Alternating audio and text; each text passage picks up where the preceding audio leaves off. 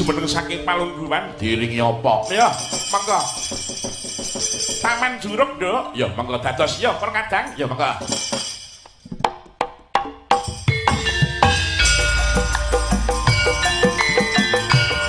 Pur bareng-bareng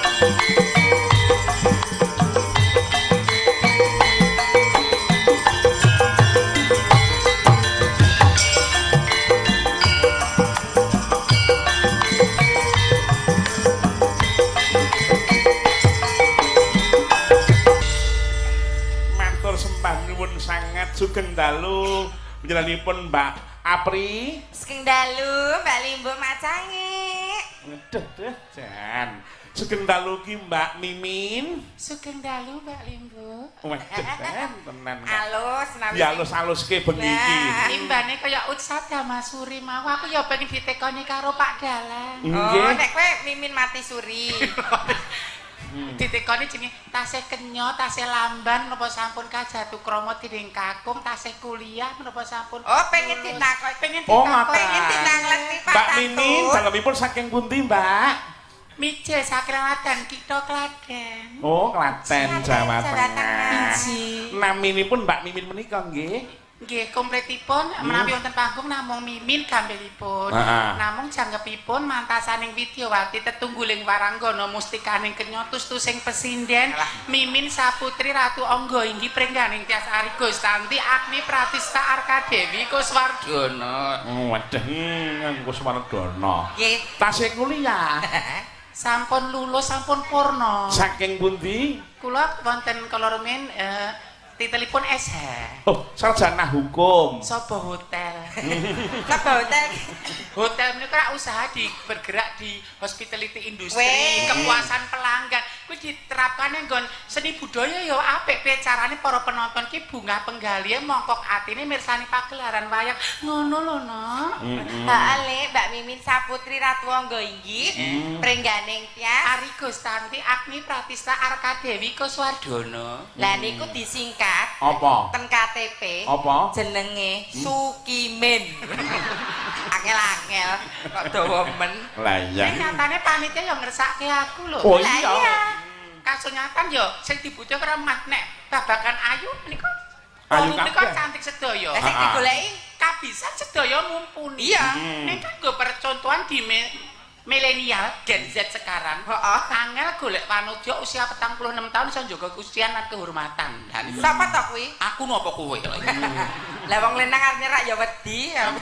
Gila. Lah iya. Menika sowan wonten Kabupaten Madiun. Nggih, suwan dhateng Kabupaten Madiun wonten ing Pendopo Ronggo Jumena. Nggih, dalam rangka Dalam rangka hari ulang Ulang tahun tahun ingkang kaping 256 Nggih. 456 Kabupaten Madiun. Sembah nuwun Bapak PJ Bupati, Bapak Tontro Pahlawanto. Pahlawanto. Nggih. Sugeng kula Bapak timun wungkuk jaga imbuh panjenengan badhe ngrawuhaken bintang tamu ingkang her-her ingkang hebat kemawon saged kasunanipun panjenengan ngopeni bekakas kados mekaten sembah nuwun Bapak. Lek, kowe iki bar iki wis ana sing ngadang lho. Sapa? Satpol PP akeh banget lho. Nek ram melakukan kesalahan, nek tidak melakukan tindak pidana ringan, justru itu gue percontohan. Oh, kono. Jadi apa hidup kita di masyarakat itu sumben bakalnya dipertanggungjawabkan. Iya. Rupa ayumu tok dol murah, apa rupa ayumu dinggo media kamu berkarya. Tanganmu dinggo sedekah, apa tanganmu nggo nyiweli bokonge sinden. Lah nek Omonganmu kuwi dinggo sharing kebaikan, apa nggo gibah community, ngrenengi maratuwa, ngrenengi bojo, ngrenengi tangga. Dadi itu dipertanggungjawabkan, cok dihisap ning kono, dihisap kowe. Pak wis tau rono ya? Ya urung. Kok Neng Mas kan nggo percontohan segala Percontohan. perilaku lanjut to. Nyata. Jangan nyatane oh ternyata Mimin koyo Aprim kok kadosipun fenomena gunung es ingkang dereng saged dirangkul, ingkang dereng saged diakomodir, diwadahi, tasih wonten ingkang berserakan wonten mergi-mergi menika aja disalahke ning ayo dirangkul didandani bareng-bareng. nyatane kowe dhisik ya jebolan saka Bang Lah iya gini ngerti dhewe. Bangjo. Ning saiki wis populer aku. Allah. Telek. Berarti piye? Tuhan tidak akan merubah nasib kaumnya kalau kaumnya tidak mau merubahnya sendiri. Jangan pernah takut, di balik kekurangan pasti ana keluwihan sing kowe menungso liyane sing ngerti dirimu sendiri. Lah kowe iki sak apa-apane luweh. Lah ngapa? Usus kowe gedawan lho, Mas. Ndongake kagem Kabupaten Madiun no. Mugi-mugi Kabupaten Madiun sansaya ngrembaka, sansaya maju dan menjadi tolak ukur untuk kabupaten yang lainnya. Sukses untuk Kabupaten Madiun. Terus bergerak untuk Kabupaten Maju. Cocok segane temane tahun ini. Kowe perkenalan anak. Aku perkenalan. Kaya nduk Utsa kan nduk Okfa. Aku bali kowe Utsa aku Okfa ya. Ya. Boleh jeget bilang bokong. Okfa ki bocahe ayu, mosok Okfa kok jenggot. Ini kan wanita fertil. Mbak nek ngerok le resik le. Le ngerok mau bareng Pak Dalang lho. Lah iya. Derek tepangan Gladi Wanuh. Kowe sapa jenengmu, Nduk? Nami kula Dik Princess Aprilia Sucipto Susuki. Jenenge kok kaya pit montor ta? Lah nggih. Heeh. Asma Kinarya Joko. Oh iya. Princess menika widodari. Aprilia wong wedok sing paling ayu dhewe lair wulan April. Lajeng Sucipto. Menika susune lancip mergo ganjilan boto. Terus Suzuki? Setunggal Suzuki jarene susu jebul kaos kaki. Berarti ini palsu toh? Palsu. Takut aku nggak ada yang alami ya. Kok nekmu ya aduke kok kan reko. Iya. Ya kabeh. Lho, ngeten iki ra kula dandan ngeten iki mboten ateges pripun-pripun. Iya. Mengko karep sing kepiye, Nduk? Kangge pangeling-eling tumrapipun piyai kakung Wong lanang. Wong lanang, bapak-bapak. Nek mirsani piyai putri aja saka rupane aja saka bodine. Lah terus piye wong jatuh cinta mergo rupane? Lah kok nek rupane ayu bodine apik dibuka perabote padha. Apa ora terus mah dikudang? Nah, iya. Giong, Mbak. Giong. Gila nih. Mulane Ning Kabupaten Madiun lho iki nek Pendoporo ngejumena lho. Lho, iki pengeling-eling kok. Lah yo nyebutake mula kanggo priya sing sok tukmis, sing ukur wong wedok hal jari mukanya saja. Nyahlah kalian. Nyahlah. Pira wen to rayayu? Lho. Pira wen to body seksi? Lho, dadi ukurane aja mung kuwi. Kuwi cinta sesaat. Iya. Kaya penggirong-penggirong sing nyapa aku karo ngelek iduwi lah. Apa meneh sing wis kagungan garwa, bapak-bapak. Kok nantek natoni atine wong wedok dosa. Dosa gede banget. Apa meneh ngantek selingkuh. Mending tuku satu sapi apik. Yo. Kata-katamu ki lho sing ora penak ki. Ora penak tuku. Ora kena kaya ngono kuwi. Lah itu. Kuwi yo ora pareng. Oh, mboten pareng. Nek sing rodok murwat 150 wonge suntik putih bisa. Nek sing nyelawe ngene iki. Maksudnya aja barang-barang kono iki disingkiri. Iya. Mau ki disingkiri. Soalnya kuwi sing ngregeti awake dhewe untuk maju ke depan lebih baik. Oh gitu. Lek, ya. Bapakan kadonyan sing kira 2000-wohi beban hidup selehno. Oh iya. Aja kabeh kowe ra bakal iso genggem donya iki kabeh ra bakal iso menungso ki ana watese. Ngaten sowan mugi-mugi Kabupaten Madiun sansaya maju, maju dalam pendidikan, maju dalam kebudayaan, maju pembangunanipun dalam segala bidang. Aplaus kagem Kabupaten Madiun. Tepuk tangan untuk Kabupaten Madiun tercinta. Ya. Pamirsa, iki mau akeh banget lumantar YouTube. YouTube ugi kathah nggih. Saka Pemda Madiun. Nggih. Semono saka Tantut Official.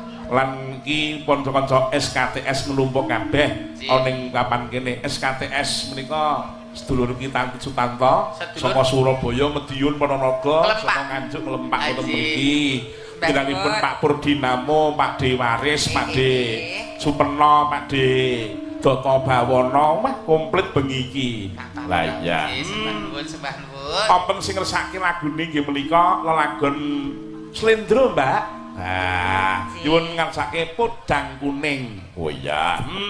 Podang kuninge sing bawa sampeyan, sing nyuwara ya sampeyan kabeh sak langgame. Nggih, siap. Buneng siap. Oh iya. Kaya biasane piye? Oh iya. Kudu sing oh iya. Sugeng Ayu wajib saking Pakde Sastra, saking dulur-dulur Pak Hong, Pak Peno Surabaya, matur nuwun sanget. Lah iya, panjenenganipun para kadang-kadang gending nyuwun gending caping gunung, salam ngagem Bapak PJ Bupati, Bapak Tontra dalah segenap kanca-kanca OPD ingkang rawuh. Oh iya, coba kaya ngapa diaturke.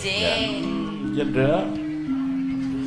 Nadyan wujud temung peksi. Iki muridmu ya Min ya? Injih menika siswa kula. Alah, ya syukur nduk melu mongkok wong tuwa ki ora kok babakan njaluk apa-apa. Ning nyawang sliramu Mukti Wibawa oke sing tresna karo sliramu wis bomong hadiah gedhe tumrape wong tuwa. Niki nek murite kok ngeten endah gurune. Gurune kok ya nggih dapet-dap mestine. Level wis padha karo siden sing kono dhewe kae. Ditarni. Ah iya. Mengga nenong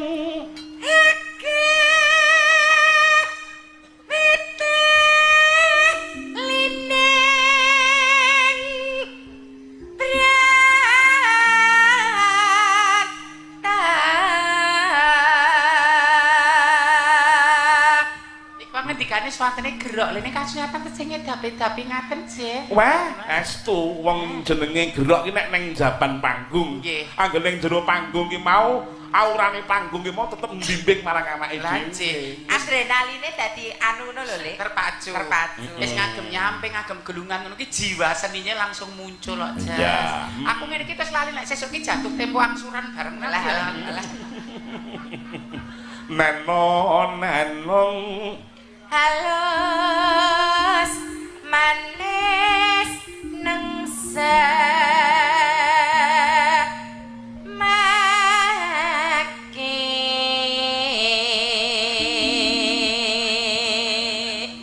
iki bukti nyata nek beliaunya Bapak Insinyur Tontra Pahlawan Toki mau luar biasa. Para pamirsa diparingi darat luar biasa. Yang ini hebate. Perhatian. Berbagi kebahagiaan ya, Jas. Karena bahagia itu sunahnya untuk dibagikan. Kok mulya tinggo awake dhewe iki durung diarani wong mulya. Sukses kok tinggo dhewe durung diarani wong sukses. Sugih mung agek tinggo dhewe urung tumrapi sedulur tangga kiwa tengen durung diarani wong sugih. Iya. Iki jatahmu. Iya. Gurune rak mesti gali-gali. Yo titinganipun Mbah Kakon. Ngapunten dalek ya. Sindene ra dibudhek. Sik. Swara lanang wae. Kalau menjingit diatur sik, Mbak. Wasu enggan kula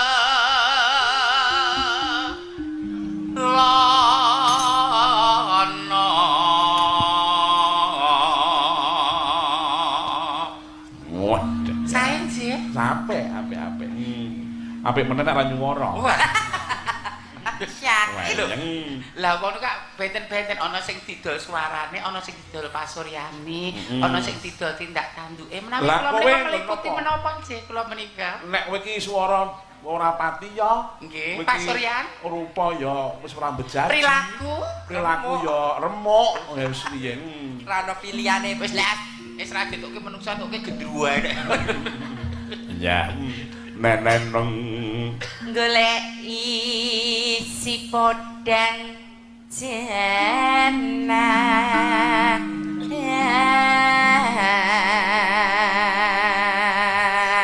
sing ngiterke nek aku ora karo lera-lero ngono ya apa ya Lah kuwi cara ora pati ora dikira ya wis kok lera-lero piye ta mripate pancen kira kok lera-lero kaya ngece ngono lho Neno.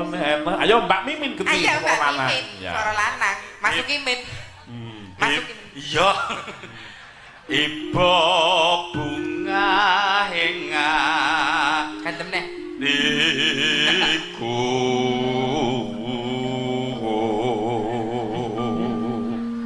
Suara wedok suara. Nyanding bisa. Hop malah mesake telake kate menggamping-gamping. Wis kowe ae printekno priya. Ning kan perjuangan Oh, perjuangan iya. Kalah bisa karena kalah biasa. Aja ngomong rung iso nek ora gelem nindak sik mencoba dulu. Oh iya, tutupen nek no. Kula nggih. Kanca-kanca nggih, support kula nggih kersanipun saya enggak ngedrop nggih. Waduh. Selama ini banyak yang underestimate sama saya, kemampuan saya di bawah rata-rata. Buktikan. Nya. Nyanding bisa dadi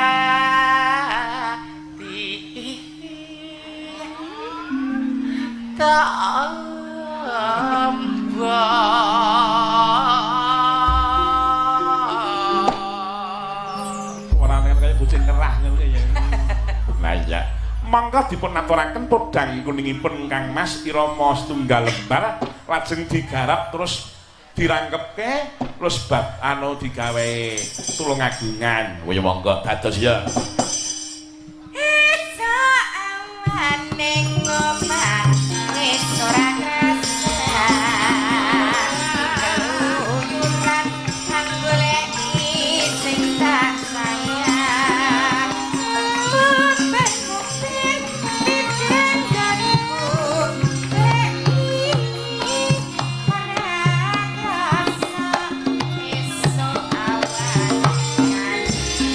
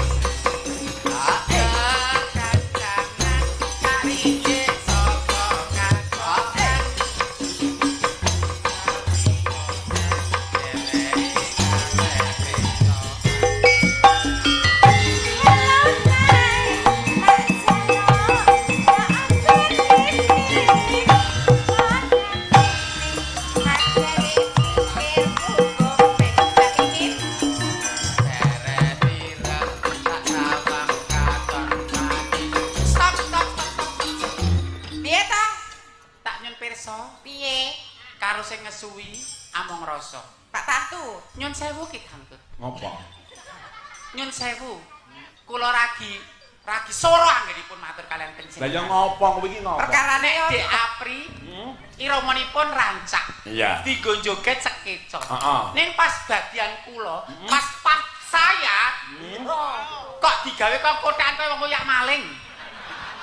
Ategesnya napa sampun penjenengan briefing gandeng mimin suarane bosok gawene elek. Kudune suarane mimin elek menika di-cover kanca-kanca pengrawit menika. Men endah menjadi satu kesatuan yang utuh.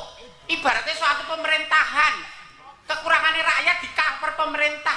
Loh, saling support. Kok malah kualitasku iso dibleseke. Penjenengan kakek sangetan mbok dari bocah-bocah menika. Dalah lho Terus karepmu. sengeni. Lah piye karepmu piye? Nek mimin ya kudu kaya Apri sing kompak. Piye? Kowe njalukmu sing model kepiye? Sing kompak. Nggih kompak. Oh iya. Pas Kanca-kanca nuwun sewu, aja mbok bedak-bedake antarane Mimin karo Apri. Kowe ngomong dhewe, aku wis miwiti lho. kanca-kanca. Sing karepmu piye? Nek pas bagian mimin karo Apri, aja dibedak-bedake. Nek bacut pingget iki lho kuliah angel. Lah. Wong wedoke bacut pingget, hambok kowe paribasan tok bang-bang tuh kok Mas Titis Raja Brana ora bakal kenggo. Sing wedok iki sapa? Aku lho hamba. Nek wedok nek nguyuh kok ngadeg. Kok nyaponi dalan nek lungguh. Piye karepmu? Sing kompak ditutuk bareng ya, Mas. Barang. Piye bareng bareng? Jreng, men kok tak kompak gamelan hebat kaya ngene. Musikalitasnya harus tinggi. Tutuk bareng. Aja ngisini-sini iki Ngisini-sini. nang pendopo Kabupaten Madiun kok. Lah aku aduh-aduh saka Jawa Tengah sowan rene kok ngarep pemirang rogo. Ayo baleni. Pak Kantin iki ngantes kanca-kancane mletre penjenengan lho ngangket. Iya ya, ngono kok Lek. Ayo, ya ngapa? Dalan kok guru cerita sing ngene foto Men. bro. Ngelingke. Dalan malah ge bulanan.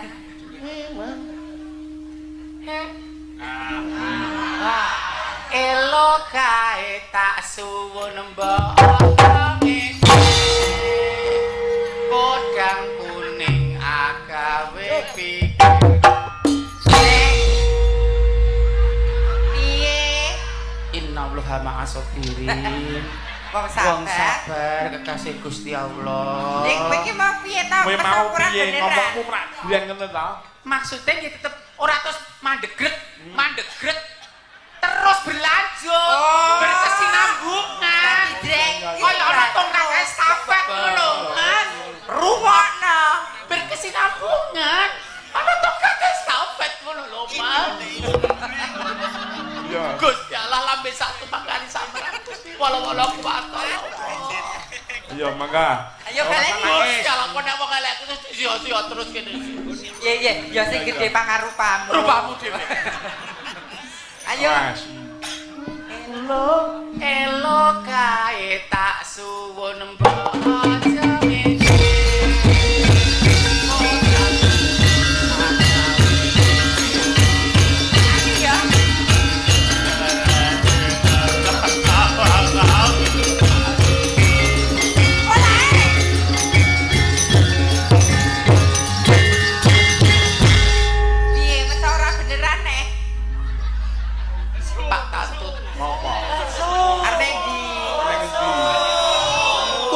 sedulur. Ku yo ndek omah ra kita elek-elek. Kula yo ndek harga diri. Oh. Nek kanca semirane sing menghargai kula. Pak Tonto. Lepat kula menapa padahal MOU sing kula tampi saka IO. Mimin kowe nang Madiun Kabupaten Madiun MOU-ne Memorandum of Understanding kowe nek kono go ayu-ayu. Kowe gone kono primadona. Ning kasus nyatanipun kosok wangsulipun kula negeri diwirang-wirake. Gek sinden semene mbane ana sing bela Dede. Sing gek semene kaya dibungkem kabeh pidak jempol. Sabar. Pak Tontro kula nyuwun perlindungan, Pak. Bapak Ketua Panitia. Pangayoman kok perlindungan. Maksudnya pengayoman, aku juga mempunyai hak yang sama di mata hukum dan pemerintah. Aja dibully toh. Ora wis PK aja. Sekarang enggak ada perundungan, enggak ada pembulian. Kowe nek mulih nek kono jane garukan lho. Garukan. Golek rada awan ae. Aja ya ini Nah iya. Kanca-kanca sing penak ya, Cok. Nyuwun pangapunten omongan rodok keladuk. Kadang mungkin terlalu emosional. Yang wong sing gampang emosi menika kesehatannya menurun 80%. Saiki aku sabar sehat sedihane. Sabar kayak kowe mundak tuwa, dadi ora kena kesel-kesel to. Aku kolesterolku dhuwur malah periksa. Ora entuk mangan jeroan, mangan jeroan itu mangan babat iso ya ora entuk, nek mangan kacane jek entuk jarine. Oh, edan. Ayo. Emane elo kae tak suwun mbok aja ngene. Monjang kondi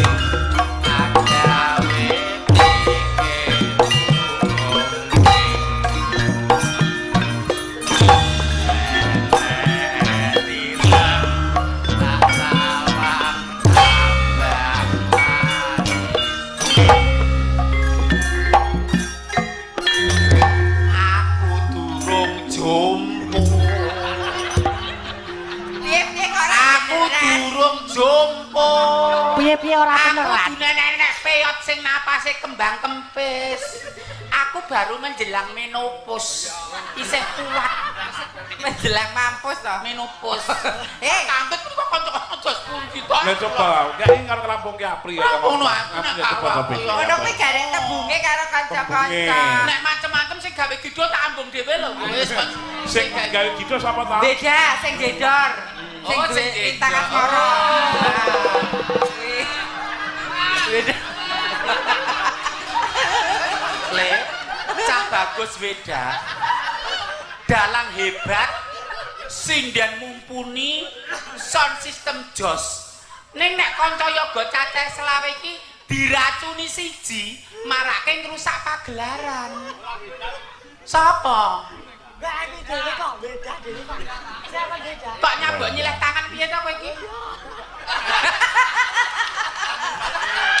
Ampun ampun. Wis ampun ampun. Peleke ngono kuwi. Lek, nyerek-nyerek lho.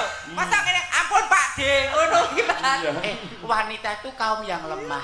Iya. Wanita itu kenapa ibaratnya ditakdirkan dari tulang rusuk, bukan dari tulang kepala untuk menguasai rumah tangga, bukan dari tulang kaki untuk diinjak-injak dan disia-siakan, tapi dari tulang rusuk untuk dipeluk, dilindungi dan disayangi. Mulai sayang ngono aku. Boleh beda. Beda. Angger gawe gido awas. Sing iki apa sing iki? Mung arep merebutkan apa dadak cari perhatian. Do cari perhatian lho, Mbak. Iya. Rampungke Pri. Rampung nono. Iya. Apa lo kok jegok iki? Diciwel bokongku kok. Salah itu gabus. Ya, mangga. Ya. Hello kae tak jalan. Hei, ya.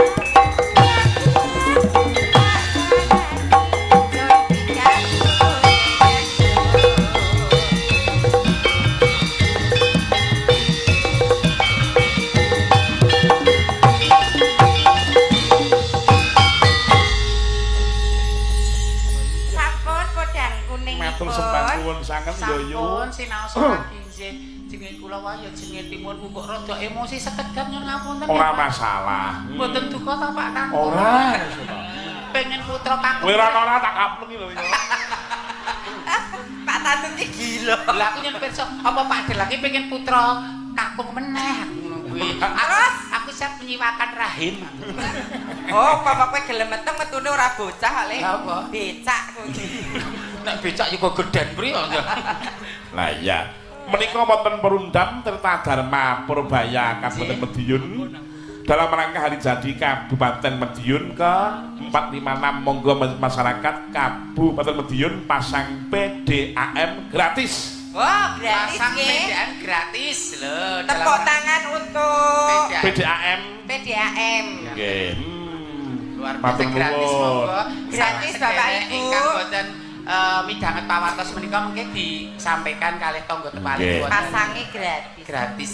Dalam rangka hari jadi iki. Promo. Nggih. Mangke ugi wonten hadiah kata sangat lho Mbak. Oh, ngoten. Nggih. Lah menika monggo menawi wonten hadiahipun saking panitia monggo Nggih. kepareng dipun saking kula semanggaken mumpung panjenenganipun prayoga sangat. Oh iya. Lah menika hadiahipun mawar-mawar saking nggih. Monggo rencang-rencang Dinas Production. Ya. Bisa bergabung di sini. Ya monggo. Jumlah hadiahnya ada berapa dibagikan sekarang semua atau sama goro-goro nderek para yogi kanca-kanca panitia. Monggo. Nggih, bujange nyuwun sewu Mbak Apri, Mbak Mimin. Minggah mriki Bapak. Anu rene nika mboten wonten karcisipun, mboten wonten kuponipun, Mbak. Oh, lajeng. Dados spontan nika nyuwun sewu wonten sepeda gunung cacah sekawan wonten sepeda listrik cacah setunggal. Ngapunten. Langkung prayogi nuwun sewu Mas. Nggih. Anu kagem mik mriki mawon. Sanipun nggal kontrol nggih ireng saking Jambi ireng monggo. Ah ya. Mriki menika nek mboten keliru panjenengan Kang Masipun Mas Sanjaya nggih. Ngeten. Nggih. Monggo nggih. Monggo Pak, pinarak mriki. Aduh. Lah, keng mriki mawon pripun nggih? Betul napa Pak? Monggo pinarak mriki kersanipun saged sedaya pamirsa luar biasa menika. Lalu menika. Monggo. Ya. Monggo. Sini. Nggih. Bapak di tengah nggih. Di tengah. Lah nop. Kersanipun kados pancuran kapit sendang. Lah niki kados enten pancurane sedaya ka monggo. Nggih. Tiga niki pralon sendang. Walah nggih. Ini Pancur mengandung sedaya. sedaya. Bu Cange sebagai bentuk kesyukuran pemerintah Kabupaten Madiun bagi-bagi hadiah. Nggih. Ada sepeda gunung yang pertama Mas Bekan untuk disiapkan. Ini mohon berkenannya satu pelajar yang dari Mejayan sini yang belum punya sepeda dan kebetulan juga belum punya motor. Siapa? Maju. Mejayan loh ya. Menicin lagi. Nggih, monggo. Mejayan. Sini. Dalamnya Mejayan.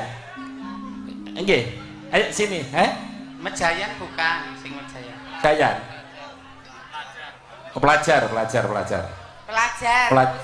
yang masih sekolah. Nggih, masih sekolah. Ada SD, SMP, SMA. Nggih, dibutuhkan leres dengan Patri nggih. usia 1. Monggo maju. Ya nduk Mas Durene nduk Mas. Ya kuning. Sini deketan Iya. Iya. Iya. Nanti ada pertanyaan yang sekiranya bisa dijalankan atau dijawab oleh anak-anak. Mbak Apri bisa review monggo. Namanya dengan sebentar ada satu lagi. Satu saja mohon izin, satu aja dulu karena yang lainnya nanti ya. Satu Monggo. aja dulu ya, Dik. Namanya Dik sinten? Angel. Lho jenenge kok cah saiki lho Angel. Jeneng kok Sukimen. Di Angel kelas berapa? Kelas 4 SD. Kalau sekolah, kalau belum punya sepeda biasanya naik apa? Diantar. Oh diantar. Tapi pengen punya sepeda. Oh iya. Dapat Bilang, ranking Pak kemarin. Kontro, di Angel pengen sepeda. Pak Tontro. Sana. Oh, yang ngagem batik biru. Pak Tontro Angel mau sepeda. Ya. Gitu. Sekolah pinter nggih, cita-cita pengen dadi apa wong Ati? Cita-cita pengen jadi apa? Dokter. Dokter. Ini gamenya atau requestnya gampang. Pancasila hafal jadi ya. Coba dilafalkan, ayo dibaca. Pancasila ya. 1, 2, 3. 1. Pancasila. Pancasila. 1. Ketuhanan yang Maha Esa. 2. Kemanusiaan yang adil dan beradab. 3. Persatuan Indonesia. 4. Kerakyatan yang dipimpin oleh hikmat kebijaksanaan dalam permusyawaratan perwakilan. 5. Keadilan sosial bagi seluruh rakyat Indonesia. Luar biasa. Namanya Bapak siapa? Agus. Walah, Gus. Loh, nonton film dikenal nonton wayang dikenalke budaya. Terus itu hadiah berkaitan. Ini karena sudah lolos seleksi, berkenan untuk menyerahkan langsung Bapak Ketua DPRD Kabupaten Madiun. Pak, kami persilakan Bapak Ketua DPRD untuk menyerahkan langsung sepedanya, Mas. Saya, Mas. Ya, kira-kira hormat Bapak Ketua DPRD. Monggo. Di depan napa? Oh iya. Disilahkan. Di bawah aja, Di. Bawah. Di samping Atau mungkin di sana, Mas. Saya Ya, sana aja. aja. Sini aja. Ya, saya aja. Dadah, Jan. Jo kemayangan ning Kabar silakan. Layang. Ya. Wah, Bapak Ketua DPRD Pak Ferry berkenan untuk menyerahkan langsung. Kita beri aplaus tepuk tangan yang meriah Bapak Ibu yang berbahagia. Untuk Kabupaten Madiun. Iya, terima berkah kasih. selalu, semoga bermanfaat di Angel. Iya. Iya. Ini Mbak Apri karena Madiun itu luas, Mbak Mimin. Itu tadi dari Mejayan. Sekarang penonton yang dari Gemarang yang usianya SMA ada, Yang dari Gemarang, yang Pelajar. Malang, sekolah SMA. Gemarang tuh gunung sana, Mbak. Apri. Jauh. Ada? Dari Gemarang. Iya. Tapi masih sekolah SMA. Ayo, karena ini bagi-bagi hadiah untuk anak sekolah ya. Yang kebetulan juga belum punya sepeda. belum ada. Ya. Kayaknya dari Gemarang nggak ada. Nggak ada. Sekarang anak SMA yang hadir ini yang belum punya sepeda atau mungkin bahkan tidak punya sepeda motor, Mbak Apri ya. Ya, kami persilahkan. SMA, nggih. SMA. Pokoknya yang hadir ini SMA tidak punya kendaraan. Ayo, Tidak sini, punya Mas. kendaraan loh tapi. Ya, dengan- motor yang nggak punya, sepeda yang nggak punya gitu ya. Ayo. Nggih. Ya, sini nggak boleh berbohong loh ya. Nggak boleh berbohong loh ya. Ya, sini kenalan sama Mbak Mimin dan Mbak Apri, luar biasa. Ya. Nek bohong sesuk pentile ilang lho.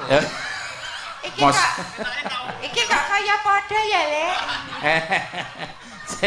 Kono nyedak kono rumpune kita sak rumpun iki. Halo, nama kamu siapa? Andi. Andi. Kamu Namanya siapa? Sawat. Lagu. Nama saya Andi Putra.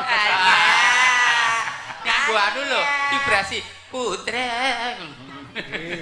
Kamu namanya Rene siapa? Neh. Kok gak singer aku? Gak singer ya sih. Gak simur-simur deh. Di Andi kelas berapa? Kelas 11. 11. Berarti kelas 2 SMA. Kelas 2 SMA. Pakai celana toh kalau sekolah? Pakai April lah bareng nakal. Aku pengen pargo ya. Kelas 11. Kemarin dapat Sekolahnya di SMA 1 Mejayan. SMA 1 Mejayan, tapi belum punya motor ya? Belum. Sepeda? Belum. Kenal lho. Lah sing duwe bapake lho. Lho. Kowe kok nek aku sih tak dongake meteng lho. Apa iso? Koe. Jadi masuk enggak, Pak? Boleh. Alamatnya, rumahnya? Bangun Sari. Bangun Sari. Bangun Sari. Udah punya pacar belum? Apa? Udah belum punya sudah punya pacar belum? Dereng. Oh, pacarnya cewek apa cowok? Lu cewek to. Oh, cewek. ya cewek Aku nih Mas. tertarik Cewek ya Kak. Oke, karena kamu SMA dan kamu orang Madiun, kamu harus tahu nama Bupati Madiun yang pertama siapa? Ayo. Gak roh ya. Sing kari dhewe ya lho Pak roh. Ya, sekarang sebutkan bupati, 3 nama bupati yang kamu kenal yang pernah di Madiun. Pak Jimbing. Pak Jimbing 1. Pak Mutarom. 2. Satunya? Aja ngomong Abah Kirun lho. Bupati Apa ya? Koprak ya. Bupati Ketoprak. Lali sing sitok. Pak Mahendra. Oh, Pak Mahendra betul ada 3 ya. Berkenan Bapak Kajari untuk menyerahkan langsung untuk hadiahnya. Tepuk tangan Bapak Ibu yang berbahagia. Ini Mas Andi ternyata bisa menjawab. Sana Mas, saya mohon berkenannya Bapak Kajari untuk menyerahkan hadiah Iyalah. sepeda. Mbok sesuk sarung-sarungan le ora kadem. Iya. Wong niat ingsun ki mau nonton wayang ya priya. Niat ingsun nonton wayang ki mau ora ngerti nek bakal iki dientuk kanugrahan kaya mengkono. Iya. Ini door prize dari MKKS SMP Negeri Kabupaten Madiun. Iya, tepuk tangan Bapak Ibu, Bapak Kajari berkenan untuk menyerahkan langsung. Berikutnya yang ketiga ada 4 sepeda Mbak Pri. Belajar. Amin. Kita habiskan sekalian biar Boleh? nanti tidak berpanjang kata. Oke, berikutnya untuk Bapak Ibu yang usianya 65 tapi belum punya sepeda dan tidak punya motor. Ya, ya. 65. Bapak, ibu-ibu. Ibu boleh, Bapak. Bapak, Ibu boleh, Bapak boleh. Oh, iya. 65 tidak punya motor, tidak punya sepeda. Ayo, siapa? Ayo. Yang ingkang yuswanipun 6 gangsal. Iya, sudah 5. Tidak lima. Oh, Simbah. Oh, putih. Monggo, Mbak Yos Pri. mriki saged. Nggih, Mbak Pri. Pak Madya kami. Nggih. Monggo pinarak. Mangga. Monggo nggih Bu, monggo. Mangga. Wah, jangan luar biasa. Nggih, ya mangga Mbak Mimin di interview mangga ya. Nyun sewu monggo Ibu pinarak. Ibu, kameranipun wonten mrika, kalau tidak kuat lambaikan tangan. Nyun Kayak sewu, kakak. Ibu paring asma sinten? Bu Sutingah. Ibu Sutingah.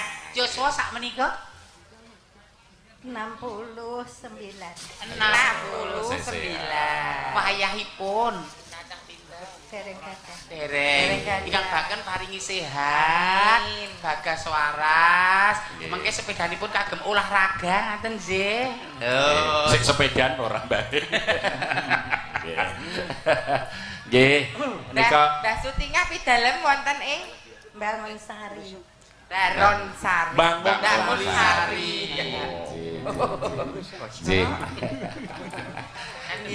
Niki pertanyaanipun gampil kemawon. Nika makanan khas Kabupaten Madiun napa, Mbak? Nggih, napa? Brem. Alhamdulillah. Luar biasa tepuk tangan. Tepuk tangan tuh Mbak Ti. Langsung hadiahnya sepeda, mohon berkenan untuk perwakilan dari Lanut untuk menyerahkan. Monggo saking Lanut Ibu, monggo. pinarak wonten sisih mrika Mrika. hadiahipun mangke dipun serahaken kalian Perwakilan saking Lanut. Lanut. Iya. Iya, monggo kasumanggaken. Iya. Iya, perwakilan dari Lanut berkenan untuk menyerahkan langsung. Tepuk tangan Bapak Ibu. Selamat kagem Mbah Sutingah. Mbah Sutingah, Mugi-mugi nggih. sehat, berkah. Amin nggih. Migunani nggih Mbah nggih. Alhamdulillah. Sekarang pertanyaannya sama tapi bapak-bapak 65 nggak punya sepeda dan nggak punya motor. Monggo Bapak-bapak. Nah, ibu-ibu kan sampun masih ada 1 sepeda. Monggo, Ya. oh Bapak arep pipis. Monggo Bapak-bapak. Monggo. Yuswanipun swidak gangsal. Monggo. Oh, monggo Pak, monggo. Langsung manggakan, monggo. berkah wungon nggih Loh, saestu terhibur dapat hadiah. Luar biasa. Oke. Monggo, Mbak. Sugeng dalu Bapak. Paring asma Bapak sinten? Pak Tiwi Supardi. Sinten? Tiwi Supardi. Bapak Tiwi Supardi, nggih. Pidalem saking pundi Bapak Tiwi? Sumber Gandu Pilang Keceng. sumber Ler, Mbak. Berarti Madiun paling utara. Nggih. Oh, tindak mriki nitih napa Bapak? Nunut yoganipun. oh derek putrane Derek putrane. Kagungan sepeda mboten? Dereng.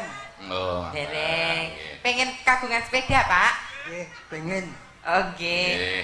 Pertanyaannya mudah sekali. Mengaturaken kesenian khas Kabupaten Madiun napa? Dongkrek.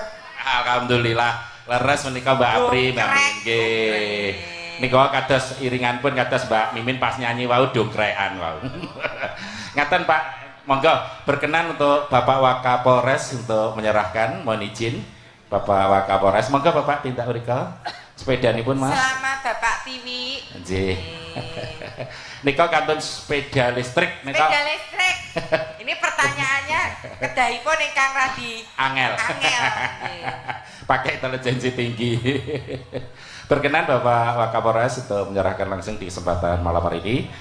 Iya, kita beri aplaus tepuk tangan yang meriah untuk kebersamaan dari Forkopimda Kabupaten Madiun di kesempatan malam hari ini.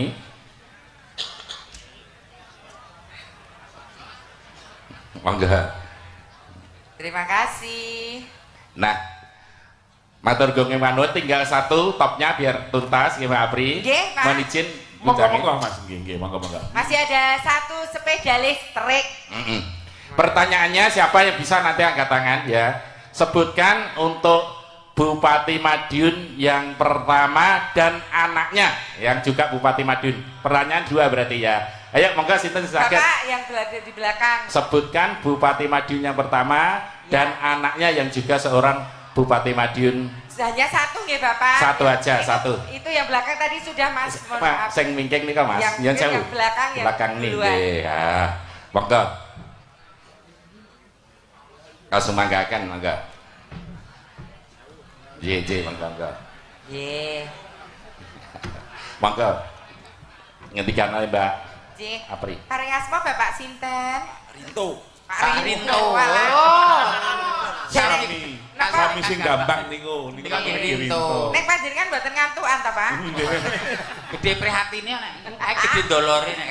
Pidalem saking pundi Bapak Rinto? Titik Wonoasri. Klitik Wonoasri. Kilan mriku Mbak Apri. Nggih, pertanyaanipun. Pertanyaannya sebutkan bupati yang pertama Kabupaten Madiun dan putrinya yang juga seorang Bupati Madiun. Monggo. Bapak Bupati ingkang pertama menika Eyang Ronggo Jumeno. Nggih. Putri. Ingkang Putri Retno Dumila. Matur gonge tepuk tangan Bapak Ibu yang berbahagia. Hadiahnya langsung berkenan Bapak Pejabat Bupati Madiun Bapak Insinyur Tontro Pahalonto untuk menyerahkan langsung sepeda listrik ya. Sepeda dari Bank BRI menika. Wah. Anti polusi, Pak. Nggih, Kak satu bensin Mbak ya. Ya, nggih. Nggih. Ya. Iya. Motornya cantik pinky-pinky. Ya, ya,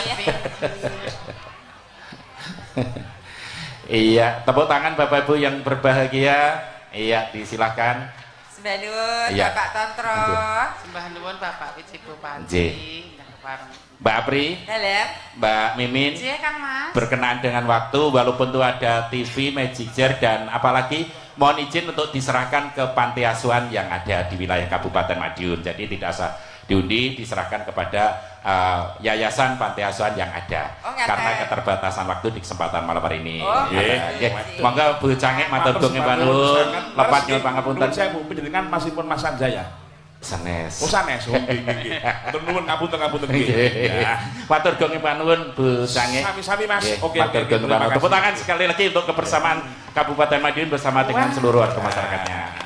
Sembah nuwun. Menggah. Waduh tenan iki Mas Wari Sugiono matur nuwun sangat karena umanipun saking Surabaya. Wah, terus wonten panjuwun kathah sangat menika wau kang saking PDAM ngersakaken lamunan, Mbak. Lamunan. Nggih, Mas Bontot, pripun? Iya.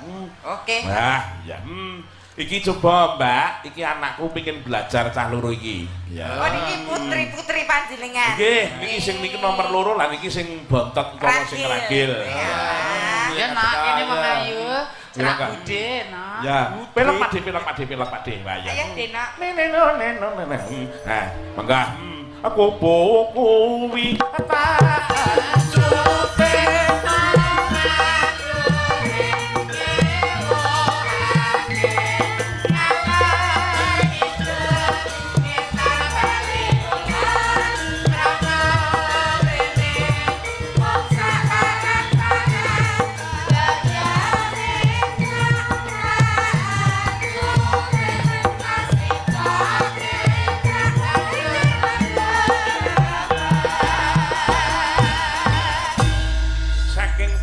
mau maringi bebingah Kang 100.000 Mbak Mimin. Nggih, ya ngapa?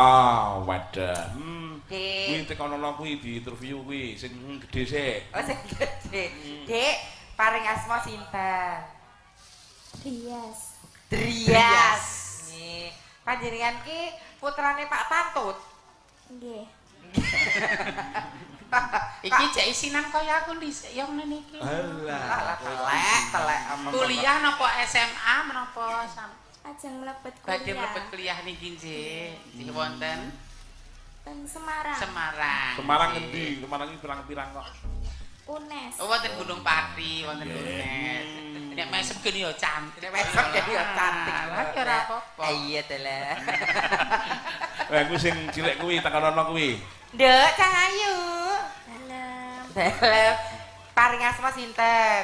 Kenayu Denok Murdaningrum. Kenayu Denok Murdaningrum. Kelas pinten? Minggah kelas 6. Minggah kelas 6. Putranipun sinten? Pak Tantun. Pak Tantut. Ibu namine sinten? Bu Titin. Apik, ngono biasane anu kok sisri ngono kok. Titin nggih. Lagune lamunan nggih. Nggih. Monggo panjenengan saking bedahe diaturke ya, Cak. Monggo ya dados mangga. Monggo hati-hati. Wah, alon matur kelakon, monggo dados ya, monggo.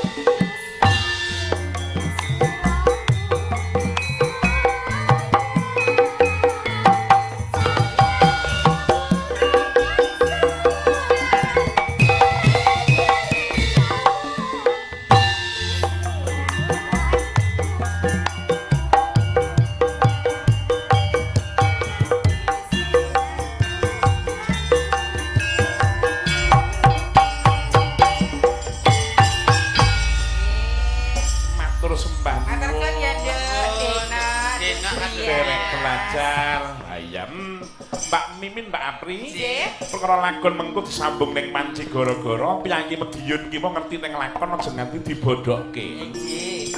Wayang nek malah